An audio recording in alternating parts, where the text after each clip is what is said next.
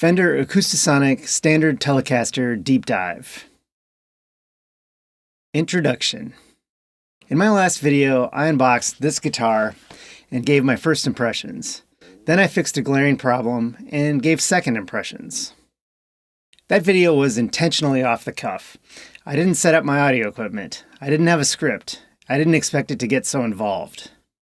And I certainly didn't expect to encounter technical problems that I had never seen anyone mention about these instruments. Still, I got the video edited and posted as quickly as possible, and it probably shows. Today I'm prepared to take a deep dive. First, I'll talk briefly about the Fender Standard Series in general. Then I'll compare the specs and the appearance of each of the three lines of Acoustasonic guitars: the Indonesian-made Standard, the Mexican-made Player, and the American.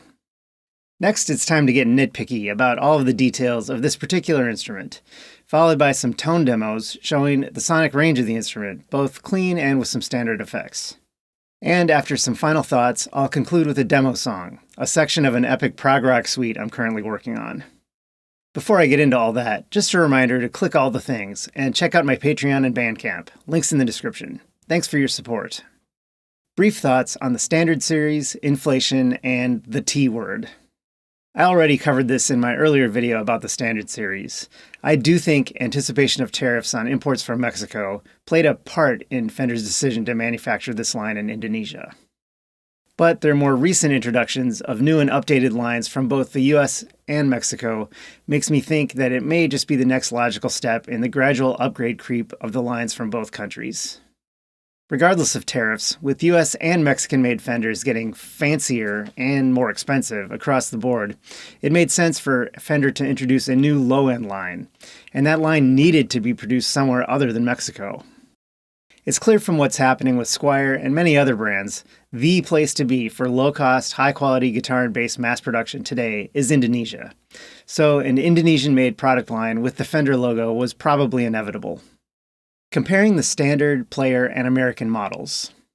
I haven't had a chance to see the Player or American versions of this guitar in person, so I just have to go by spec sheets and photos, but here's what I know.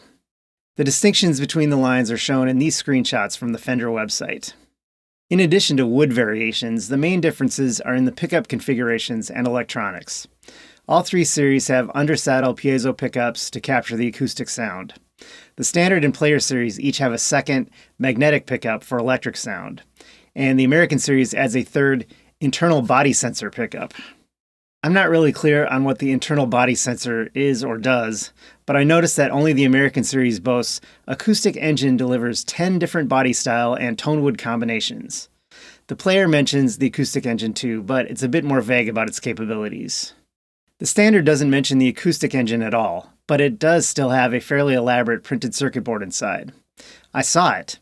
So are these actually substantive differences, or just the selective application of marketing buzzwords? Why is blend in quotes in the descriptions for the Player and American, but not the Standard? Is the circuit board actually different? Could you hack the Standard to install a selector switch and access those features? Unlikely, but intriguing. Anyway, for now, I think it's safe to say the electronics in the higher-end models are more sophisticated, and leave it at that.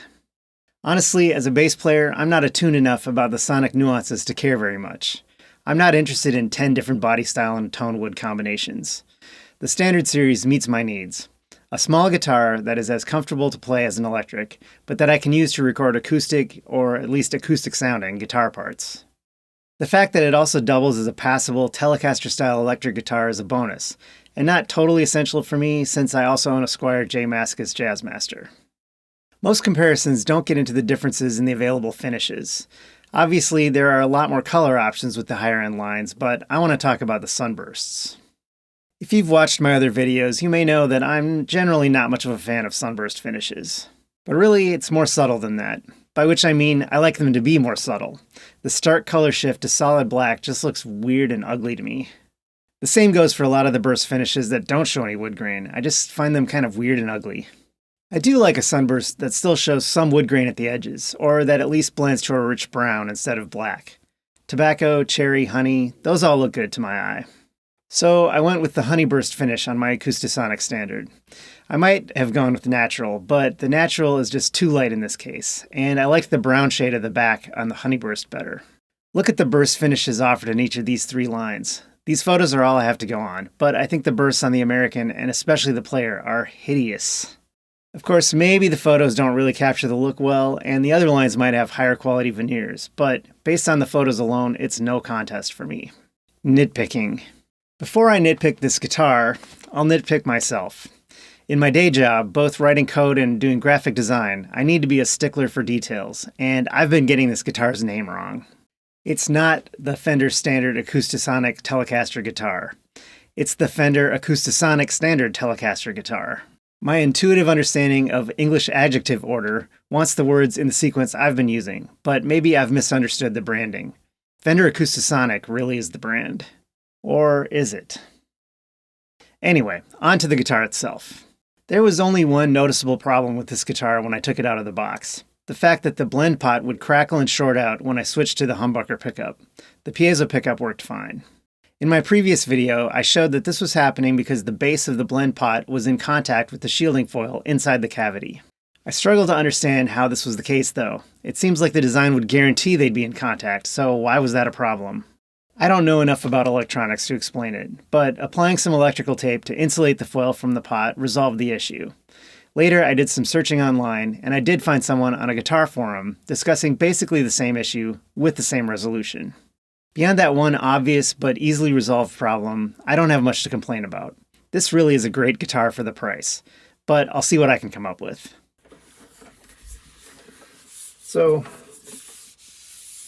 it's supposedly a matte poly finish on the front, but there's something just weird. I said this in my previous video. There's just something weird where it doesn't seem totally real. I mean, it's gotta be, but it just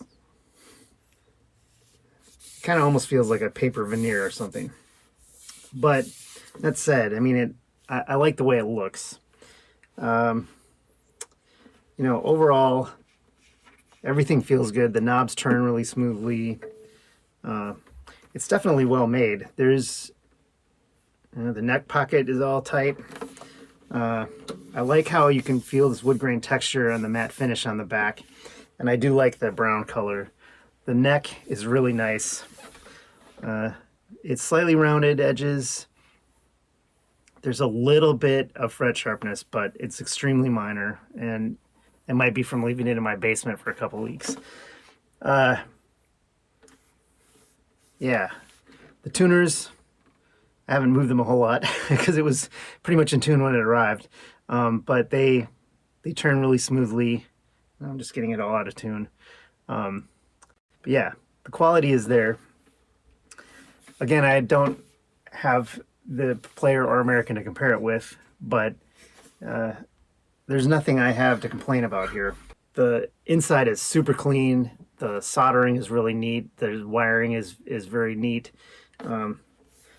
There's a lot of care put into assembling this instrument, and you know, I've come to expect good quality from Indonesia, but this is as good as anything I've seen.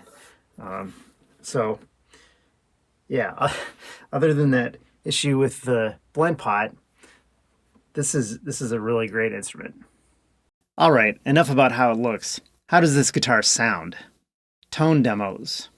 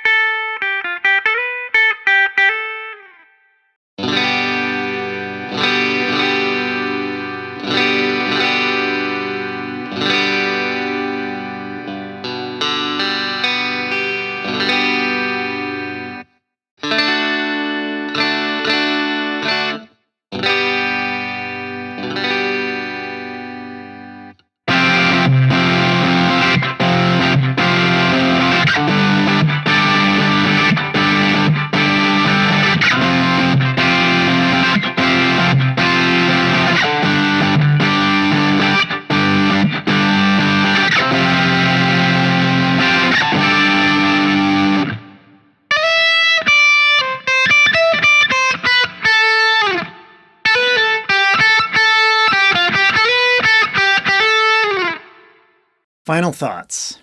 Clearly there are differences between the three Acoustasonic series, and not just by their country of origin. As the price goes up, the quality of wood improves, as do the pickup options and associated electronics.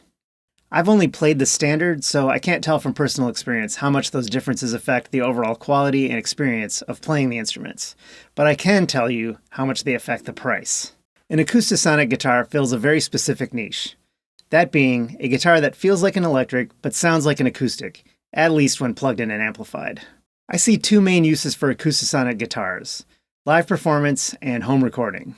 Live performance because an acoustic guitar needs to be amplified in a live setting anyway, and piezo pickups are a much more convenient and reliable way to achieve that amplification than a microphone. So if you're going to be using a piezo pickup anyway, your acoustic guitar might as well be as slim and comfortable as possible. Home recording, specifically home recording, because I think in any serious studio setting, you probably still want to use a real acoustic guitar and a microphone to get the truest sound possible. But for home recording, the convenience and flexibility of a smaller instrument with a piezo pickup wins out. Being able to just plug it into your audio interface like an electric guitar is a game changer. If I were primarily a guitarist performing live with this instrument, I might go with one of the higher end models. If we're talking about bar gigs, probably the Player. If it was a major tour, sure, the American, why not? As it is, the guitar is like my seventh instrument. I want to add the color of an acoustic guitar in my home recordings, but I'm not a serious guitarist. For someone like me, based solely on cost, the standard is the only viable way to own an Acoustasonic.